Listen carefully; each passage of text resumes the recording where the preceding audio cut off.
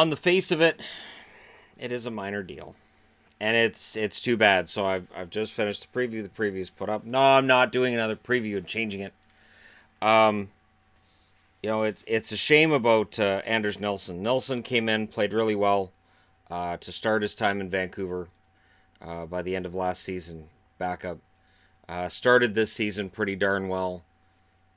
But it wasn't going well. He wasn't winning games. Now, what surprises me about this is he's traded with Darren Archibald. Now, I like Archibald. Let's keep that in mind. Now, Archibald doesn't have a lot of scoring upside. Any. But there's certain parts of his game I like. And him in Ottawa, I don't want to come out and say he'll be on Ottawa's fourth line soon or anything, but he has that chance he wasn't going to get in Vancouver. The thing that baffles me is that the Canucks get back goaltender Mike McKenna and forward Tom Pyatt, and Ottawa's 6th round selection in this year's draft. Now, not that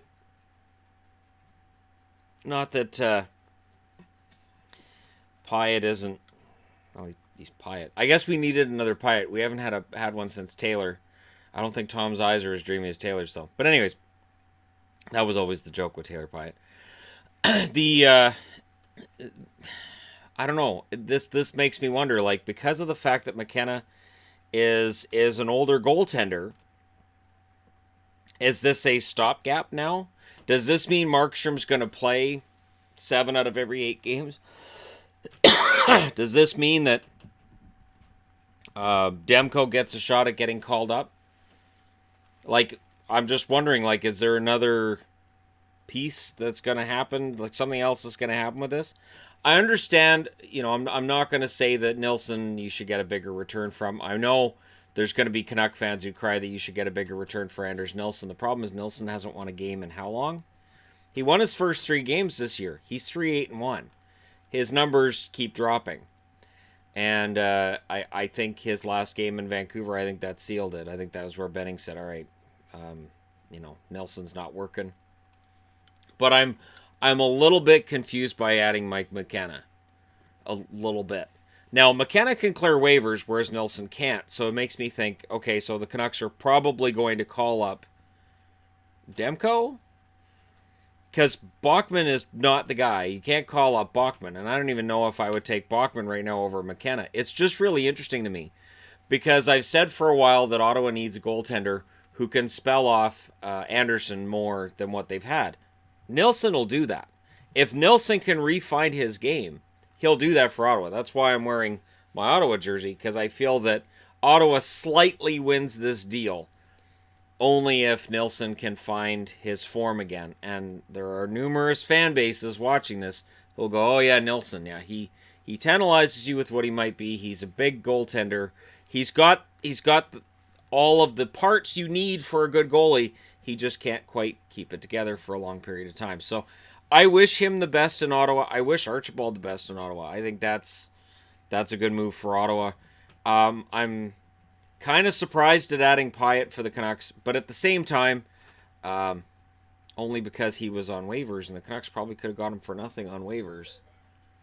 But since he would have already cleared waivers, they could send him to the minors if they wanted. Like, this could be one of those clear the deck kind of deals, but then Archibald was already in the minors. I'm really overthinking a minor deal. It's just kind of what I do when it comes to Vancouver. I'm trying to figure out what the end game is with a deal like this. Is it just getting Nilsson's money off the books and taking Nilsson's contract and sending it to Ottawa? Is there something else at work here? So we'll see what the Canucks do. And I think the biggest shame of it all is that Nilsson's mask was probably my wife's favorite mask in the NHL. That mask is now going to be retired, and he's going to have a new one in Ottawa. So here's to hoping for a nice mask. But all kidding aside, it is interesting to watch these teams deal with each other, because, of course, I'm pretty sure the last time they dealt with each other was the Burrows deal when Jonathan Dahlen was the return for the Canucks. So maybe this is Benning going, you know what, you guys did us a solid by giving us Dahlen for Burrows. So, yeah, we'll help you with your backup goalie situation because we have a pretty solid goalie in Markstrom. And, again, I wonder, is McKenna going to stay with Vancouver the rest of the year, or does Benning know something we don't here and he's got a plan to send McKenna to the minors maybe, which he couldn't do with Nilsson. Nilsson wouldn't have cleared waivers.